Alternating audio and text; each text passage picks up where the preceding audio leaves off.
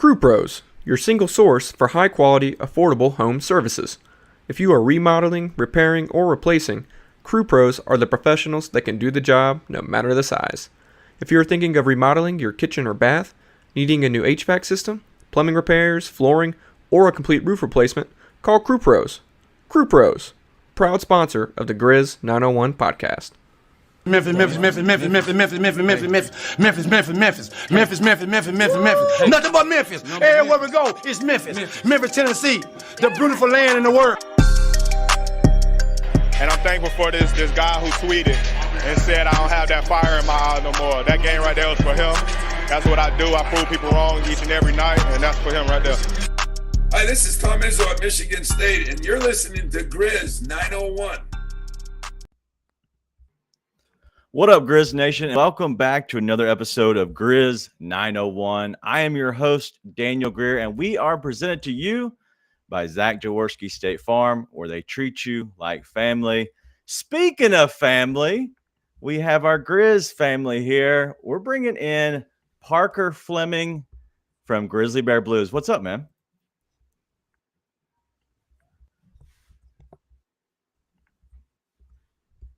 Parker, can you hear me?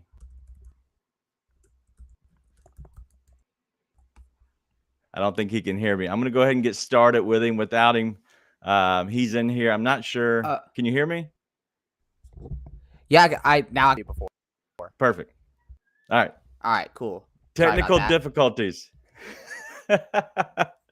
Let's get into you a little bit. So some people obviously know who you are, especially in the Grizz, I guess the Grizz community, the Grizz family. Tell us a little bit about you and how you got started within all of this, right? So you've been around for a while. And so tell us a little bit about you. Yeah, in 2016, I was a freshman in college, and I had a major that I thought I was going to do. And so I got second semester, I went undeclared and was just trying to figure out next. And though this isn't my actual career and this wasn't the path I took in college, for fan-sided networks, Bill Street Bears, talking about the Grizzlies. After writing there for about a year and a half, I became their site editor. Did that for about a little over a year before I went over to Grizzly Bear Blues and Joe Mullenax's team over there. Started out senior staff writer and then quickly and got into game coverage, and that's kind of where I really kind of felt I got to put things together. Next thing you know, site manager. But yeah, I mean that's just kind of how I kind of like breeze through that. But just more about just putting my head down and writing my thoughts on the Grizzlies. I had done it for so long. I was on message boards when I was like 9 and 10 years old, like back in the day. So it's something I've always loved to do. And yeah, that's about, I guess, my journey, Right. coverage of sorts. Yeah, well, you're definitely you're leading by example, we'll say, because Grizzly Bear Blues, behind Grind City Media, which is obviously affiliated with the Grizzlies, y'all are by far the number one, I guess, brand. I like to call them brands instead of blogs. I like brand better. I think it's Pretty cool. the number one. Yeah, it's a good brand, and especially with the Grizzlies growing as they are within the city of Memphis, but honestly, nationally, globally. This is only going to get bigger. Your brand, our brand, they're only going to continue to rise. And so within the interview series, I want to make sure we brought in a lot of the community people, a lot of people that are honestly been doing this way before people realized. And so because, we all have platforms, I figured, you know what, let's get it started with the big dog. And so we're starting with you. Man. No pressure. It's wild that I'm the big dog, but yeah, I've been doing this since I was about 19, 20 years old. I want to say this is to my season writing about the Grizzlies, and in my fourth full season credentialed member covering the Grizzlies home game. So yeah, it's definitely a fun experience. And I guess being called the big dog, I didn't know it's like Roman Reigns or anything. No. You know how I like the some wrestling analogy. So I'll be your That's right. Oos any day. Yeah, we'll get Uzi on this pod. Yeah, definitely getting Uzi. Let's go to the Grizzlies game last night. It was ugly. And so I've done a lot of research on my end, just looking at some of the lineups. And I think that was a lot of the questions because it was usually Zaire coming off the bench and he's playing the first, I say 7 to 8 minutes of the second and the fourth. Well, they changed it up, and Jenkins and the staff changed it up, and they put in Zaire early, Conchar late, and then they didn't go back to Conchar until the game was over. So there's a lot of change and a lot of things going around. So they lose 125 to 108. What initially did you see just out of that one game? This is the first time that I've really seen them look pretty lifeless. Okay. It seems like they've been in this shooting slump all game. So in this little stretch where they've lost 4 of their past 5 games, they're degrading by a landslide. I was doing some research and kind of write on these slumps and stuff, but their offensive rating over the past 5 games is 105.2. It's the Charlotte Hornets at 109.2, and it's just 3-point shooting. I want to say they're shooting low 20% in the past 20 games from downtown. And in today's NBA, that's just not going to cut it. It seemed like last night, they just got back from that 4-game West Coast road trip effects that they're feeling from that. I know Fast Breakfast Keith Parrish point, I guess, the fatigue effects from that sort of like West Coast jet lag going back to the time zone. But I mean, regardless, the energy and effort I think the shot's not falling. It's just kind of getting into their heads. I know now it doesn't. There's no really grand answer to it. It just seems like they're in struggles, and it's affecting everything else. Their rotations aren't as crisp because they're worried about buzz. Their offense is slacking. They're really not in it. How reliable the Grizzlies are on Desmond Bane, because when his 3-point shot isn't on, the Grizzlies just aren't a 3-point shooting team. Yeah. Last night before the game, I had asked, I think the Grizzlies, or they could do actions wise or anything to kind of beyond the art to just find some sort of rhythm. And he that silly metric about shot quality kind of enforces that. The shot quality 95, 96 Bulls, because I remember seeing that nonstop in the playoffs. But at some point you got to hit shots. But I think the thing he said perfectly was our makes and misses affect how we are defensively. Right. And with the Grizzlies, it just kind of seems scrambled and out of sorts on that end of the floor. I think they're giving up a game in the past 5 games. And frankly, watching them more because of just the magnitude of them and how it's just basically low to their struggles, especially over the past 2 games. That's where it's kind of the last 2 games. Yeah. Yeah, the Grizzlies haven't looked like themselves. And honestly, it's, I don't know if it's confidence or what it is, but when you see, like, when the other team is getting the ball out of the hoop and they're taking it out, it allows that 2 seconds, we'll say, you get further down the court, you're able to set up a better defensive scheme. You feel more comfortable. It's the flow of the offense. There's that is what helps you, is if you can hit your shots, you're able to set up properly and your flow of the game is completely back to normal. What you don't practice is shooting a shot, a 3-point, everybody crashing the boards, a ball kicks out for a long rebound, and then it's just a struggle and you're continuously getting back. There's always something happening with that. So I'm going to ask the question, What's going on with the Grizzlies right now? I know you just broke down a lot of it. Is it confidence? Is it just flow? Is it coaching? I don't know if you've been in spaces. I love spaces. Shout out EJ and the team. It's TJ is the problem, and I don't understand it. Okay, so tell us what's going on with the Grizzlies. I blame the coach. But, I mean, at the end of the day, the coach isn't the one missing shots. Right? Like what, 20, 22, 23% from three over the past 5 games. Making or missing shots. It's them. I mean, and there's so many things you can kind of shooting from the wings off the bench with John Conchar and Zaire Williams. And I know Tyus Jones, he has shot the ball well this season. I want to say he's shooting about 37, 38%. Over the past 5 games, he's shooting 19% from 3.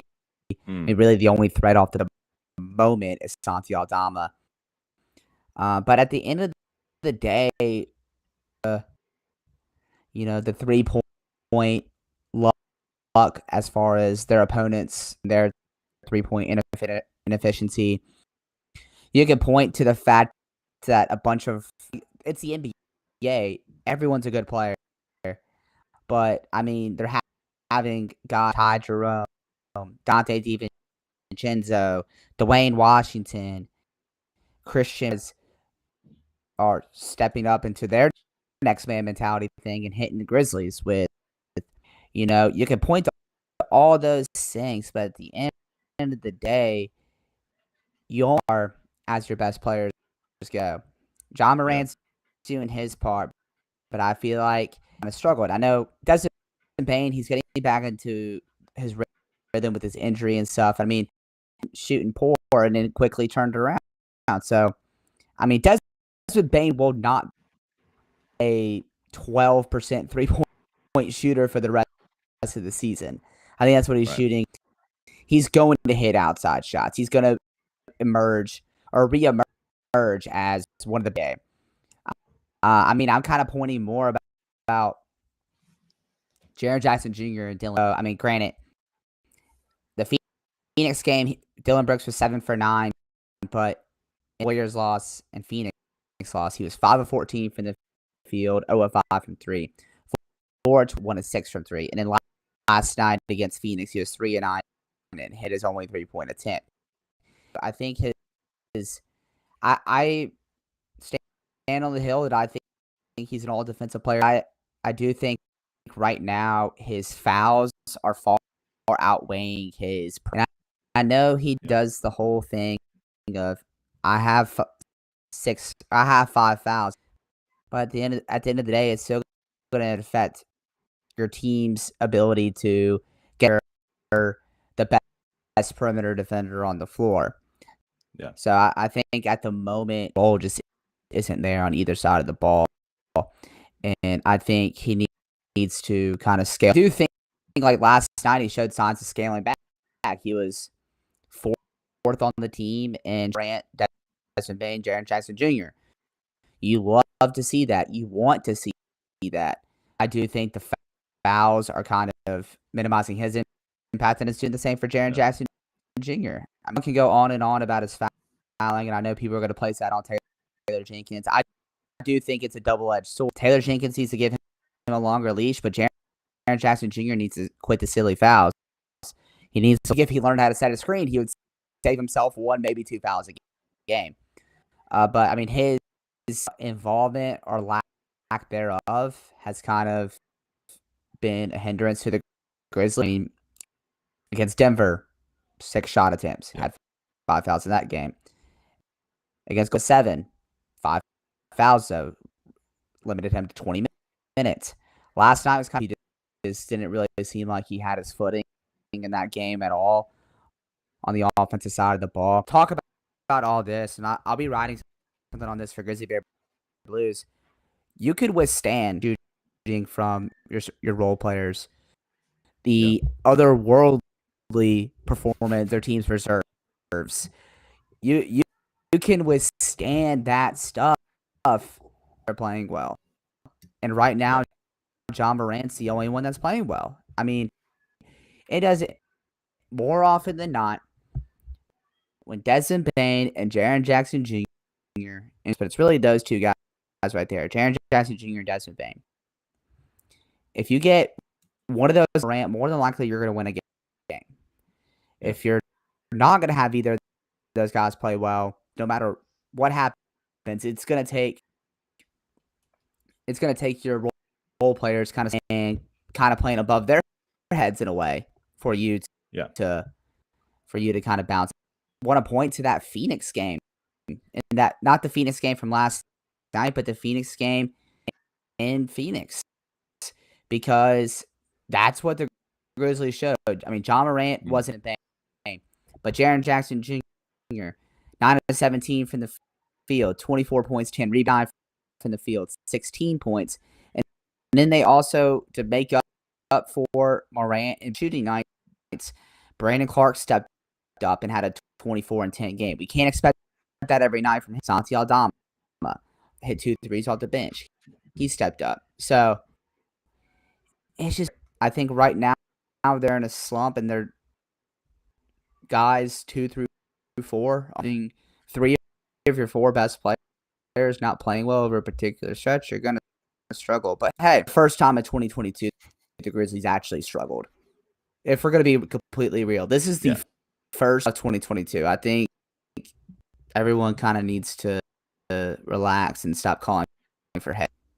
Yeah, no, I am completely with you there. There is some coaching stuff that I do want to talk with you about, and it's not about really coaching. It's about schemes and thought process. So, I don't study the other teams, and I know you probably don't do as well either, as much as we do the Grizzlies. Right? We're completely in depth, right? So, but looking at somebody at Steven Adams Stats, which is Funaki Stats, who everybody loves his account. He's always bringing up something with Steven Adams. He had the question. He sent over to me.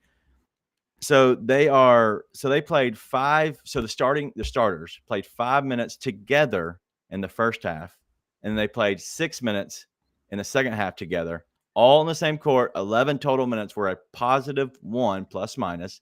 No, that doesn't always answer all the questions, but is there not a way that they can get the starters playing more minutes than 11 total in the whole entire game? There has to be a way. I mean, for sure. I mean, I think in last night's game, I mean, I think rebounding, or the rebounding numbers kind of say differently. But I mean, I kind of looked a little bit more lethargic in that game, and I thought Clark was adding a little bit that kind of needed a jolt. I mean, I think Clark was the only one in that first half that was really kind of flying and kind of making an impact on that end of the floor. I mean, there is, try to sprinkle in some minutes here and there, but it's also the flow of the game. You know, you have you start closing halves that way. Close the halves with the starters, maybe the last 3, and then next thing you know, you move back out of the half and you play your starters about first 5 minutes. It's about who's playing well. It's not about who starts. And granted, you had that +1 differential. It just wasn't where they got killed. They got killed off the bench with guys like Damian Lee and Dwayne Washington. So, I mean, if you're looking at plus minus and all that stuff, where things really is when Zaire Williams and Santi Aldama entered the game. They're both, and you don't want to pit it on. I mean, Zaire Williams in 18 minutes was a -27. Santi Aldama in 15 minutes. So, I mean, yeah, you could try playing your starters more, and they could have probably used Adams a little bit more in that third quarter when DeAndre, the guy that was selected number 1 overall.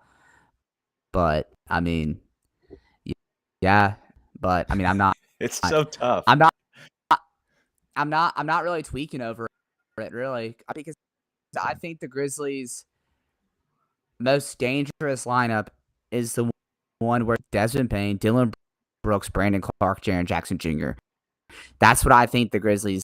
I think their starters are very efficient, but when it comes to closing games and stuff, you usually it's a little less. Trying to figure out the right word for it. a little. All right, you want something a little bit more bulletproof, and Right. like down the stretch, because where Steven Adams can kind of get targeted a little bit in the pick and roll. You're already having that happen with John Moran. That's not. I mean, they've closed with Steven Adams a lot this season, and they've actually done really well with. I think Steven Adams.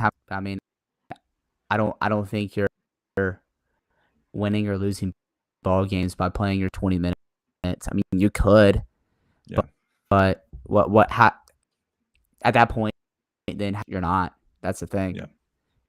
You're not utilizing it's the bench. So Yeah, you're not at all. And that's the thing that everybody, I guess some people don't understand is you got to integrate these bench players. You can't just, line change like hockey where you have 5 people off, 5 people on. Like that doesn't happen, right? You can't have where you play your starters 8 minutes together and then you send in the bench unit and then you let them play their 6 minutes and then all right, cool. We'll put the starters back out again for another 8 minutes together.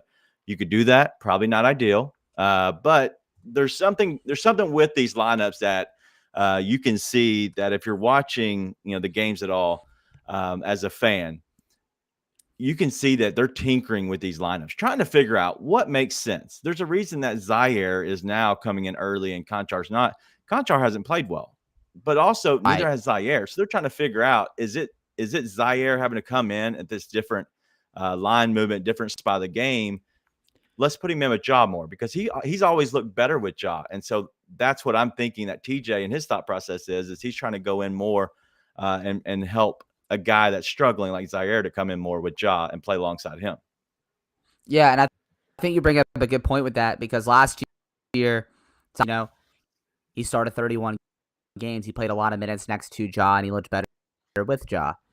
I mean, obviously most players are going to look better with Ja, but I think that could help for sure. Yeah. And like you said, though, they're lineup tinkering because with these guys have had to play different roles. Right. There's so much role adjustment, and people are trying to find their. Yeah, John Konchar has struggled this month. It's not been a good December. Looks like a pretty solid fit next to the starting lineup because he is a floor spacer, kind of relocates. He does the dirty work defensively. Desmond Bain's back. He's got to adjust back to a bench role. Santi Aldama, now he has to adjust to a bench role, and I think he's actually doing pretty good, to be honest. And then you also, you've have all these guys kind of come in and and they're in and out of the rotation, whether it's David Roddy or Jake Laravia. This is just a part of, I guess, in kind of figuring out combinations. Yeah. I do think they found good combinations. I wrote about it. Grizzly Bear Blues. I do think there's some good combinations out there, and frankly, well defensively when Zaire Williams was in that 10th man substitution spot in the fourth quarter. Granted, he's not doing well individually, but the team has done well. And frankly, bad over individual success. But I think there's just a lot of role adjustment. Also, too, you have guys kind of getting back into the mix from tough injuries. Jaren Jackson's just long gone back, but Zaire Williams having to come back and trust his body with the and his knee, and because with patella tendonitis, with tendonitis, there's not like a surgery or anything to clear it up. It's time, really, recovery, body again. Desmond Bain, he came back a week earlier than the timeline said. He's adjusting on the basketball floor. A toe injury, it also kind of affects your conditioning too, because you can't. I don't know. I think ultimately the Grizzlies are going to be fine. If this is their slump of the season, then great. It's happening in December or April, or even in May. So I think there's just a lot, really. And Taylor Jenkins and the coaching staff is having to figure that out. Yeah, they're going to figure it out. Just like I was talking earlier today with some people in the spaces, and we were talking about just simply that a lot of times you're going to have your ebbs and flows within a sports season in general, but also just within basketball, because there's, scouts that are scouting you and trying to figure out how do we play against the Grizzlies? How do we defend them? How do we go against them? And what's happened is somebody's figured something out and they're playing a certain way. And the Grizzlies have kind of got caught, and they came from a long win streak. Now they're not playing great basketball. That's usually how it goes normally. And so now they have to figure out, hey, let's flip the switch. Let's change some things. Eventually something clicks and they get back to going where they were going. Like, that's just how it works within the NBA. And so once they get going, once they get a good win under their belt, I think that'll be really important for this team. And it's weird to me. I don't know if you've seen this. I want to ask the question. The Grizzlies, it seems like they're winning and big, or they're losing big. I don't know if we've had a game this season where it's been a dogfight. We're going back and forth. It's two boxers just throwing, haymakers, and then we just hit the right, we hit the right bucket and we win. Like, it's not been like that. We've been up for majority of these games, or we feel like we've been out of these games. Has it seemed like that to you? I mean, especially in December, yeah. I mean, I'm looking out. I mean, Miami was close, but you kind of scratched that out because Right. like almost your entire starting line. I mean, Philadelphia was kind of that way. They had a comfortable lead, but Philadelphia came back to kind of. Yeah. You're looking at the last game. The last close games were that New York. Those were really the last like close games that the Grizzlies have had together. I mean, it was either they're kicking ass or they're getting their ass kicked.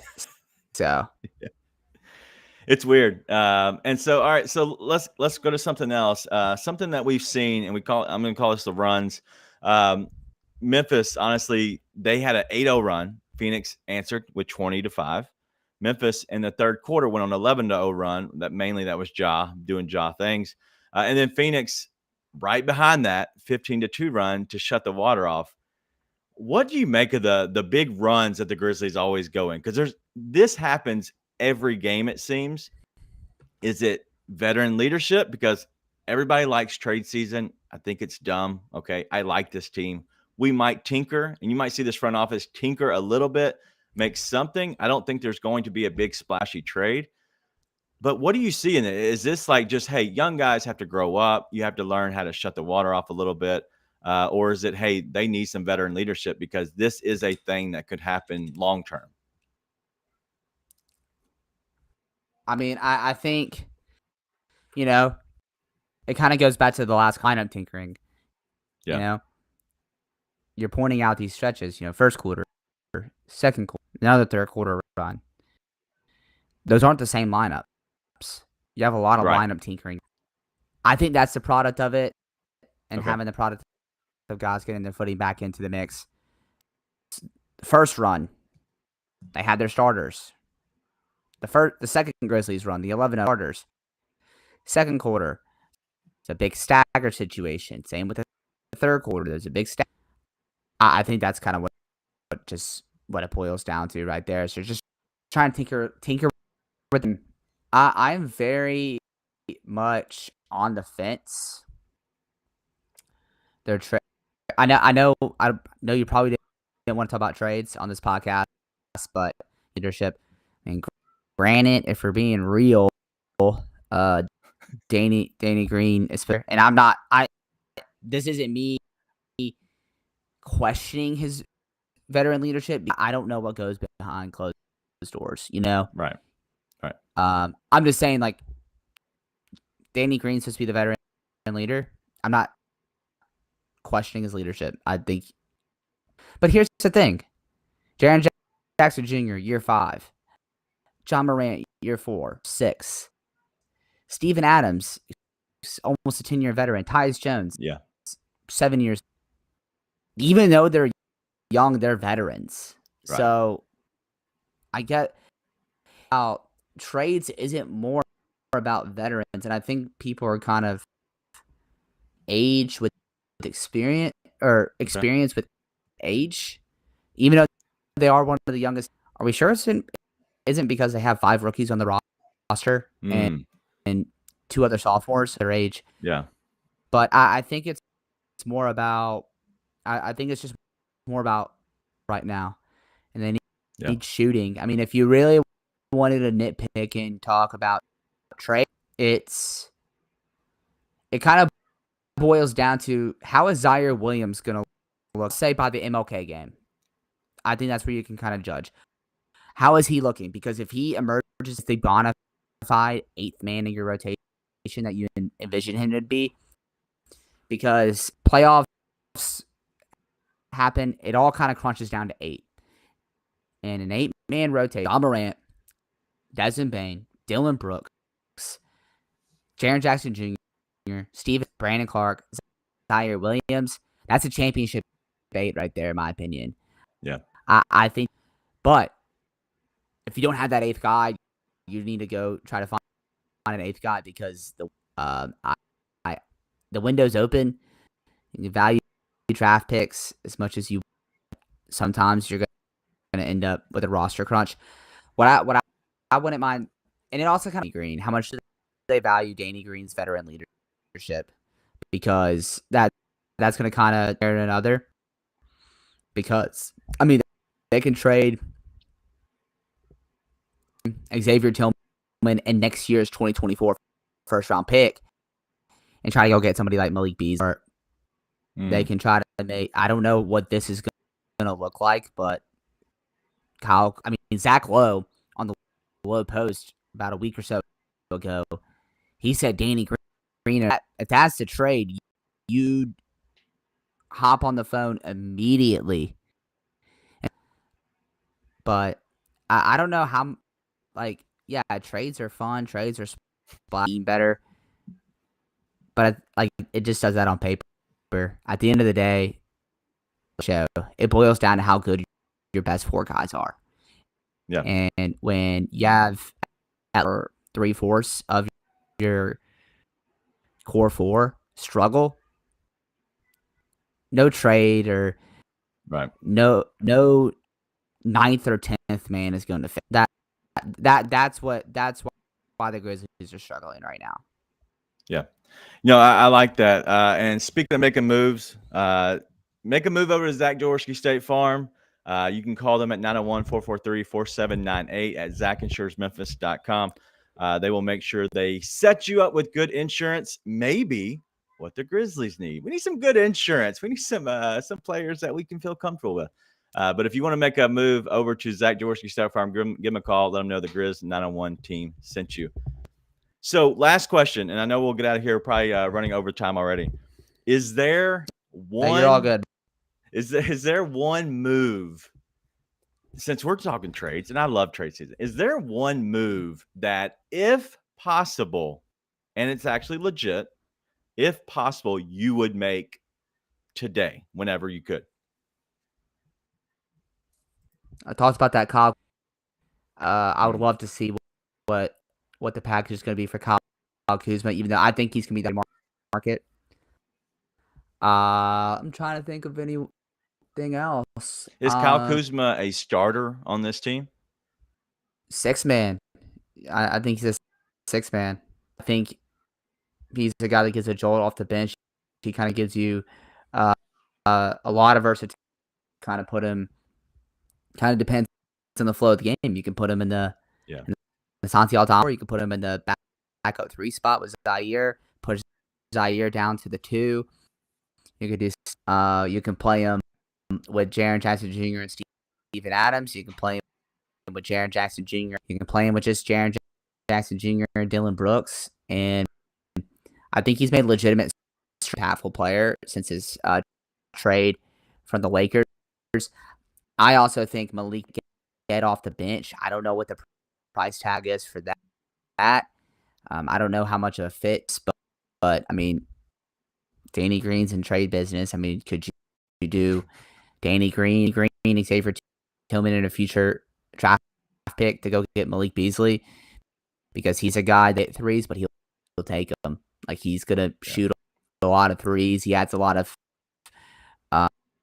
off the bench. I would like Malik Beasley. I mean, from there, when you're talking realistic, thing that people don't understand with the trades, it takes 2 to tango. Right. there's a lot of parity in the league where people aren't ready to sell off their the play-in, even if it means getting Victor Wembanyama or Scoot Henderson, because they believe that their team could make the playoffs, and from there they that's kind of where I am at with the trades. Like, you can say, okay, name trade targets that you think are available, because you don't know. Utah's not selling the farm exactly right now. I know I mentioned Millie B. Utah's seventh or eighth in the West right now. They ain't doing anything right now. They believe the Washington Wizards. They've held this irrational 5 years. Yeah, It's literally taking Kyle Kuzma, possibly not for them to actually consider a trade for Kyle Kuzma. So that stands. And then if you look at teams that are in the Victor Wembanyama race, the San Antonio Spurs, the Houston Rockets, Detroit Pistons, those teams may sell off, but who do you want on that team? nobody. Is Josh Richardson? No. Kelly Oubre. If you think Dylan Brooks is a ball hog, wait until you have Kelly Oubre come up. There's just not anything out there yet. That's why just give it a out when more teams kind of start accepting the reality that their team, or that it's a 10th seed, to sacrifice their shot at getting Victor Wembanyama, Scoot Henderson, and start selling off. But that's kind of where I stand. The Grizzlies are Jaren Jackson Jr. getting out of his slump, and Des for trade talk and slump talk being absolutely obsolete. So get out and give it a couple weeks when trades actually start to heat up, calling for trades. Yeah. I agree with that. Like, you're talking about two teams that I'm looking at the most is Minnesota. I think they're a team that you can watch because they obviously went all in for Rudy Gobert, and so they're all in at this moment. So they're going to possibly tinker at that and figure out, can they make stuff work, because they feel like they have legit a chance. Chicago, Washington, they're both 6 or 7 games under 500 already. They're probably going to continue to keep falling. Those are two teams that I know you talked about Washington as well. Those are two teams to watch. If they continue to fall, at what point do they make a decision, we need to blow it up, or, hey, we're going to go all in for a big trade? When they go all in for a big trade, there's something else that has to move. Are you the third team? So things like that can happen. I don't know if the Grizzlies are at that point yet, but if you really want to make a run, you can upgrade this bench quickly by just making one move. Let me ask you, what stands out to you in Minnesota? Is there any player that you think could be attainable to say Minnesota? See, I don't know if I want anybody off of Minnesota in general, but I think what they would want, they would want Tyus Jones. And I think there's a way to come off of Tyus Jones to Minnesota and be part of a three-team deal of some sort. I don't know what I would want on their roster in particular.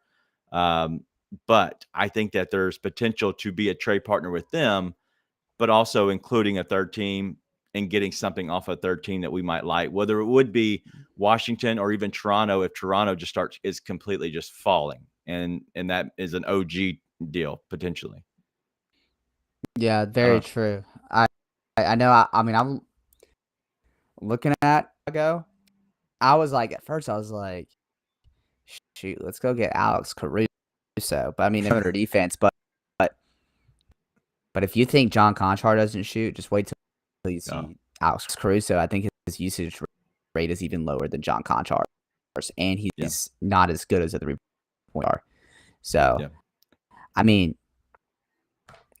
OG would be great. If Zach Lowe was saying that he can get a Donovan Mitchell haul, is it worth it? Like the dude before, like the dude hasn't even been the fourth option in Toronto this whole time. Like, Is the gap really Dylan Brooks to go give up like three or four picks for him? Right. No, not really. That's my issue. This isn't Jimmy Butler we're talking about. This is like, and I think OG's good. I think he was like 2 first round picks. Yes. I would get ready. I would get ready to make a call, but at that price tag, no. I'm not there yet. Yeah.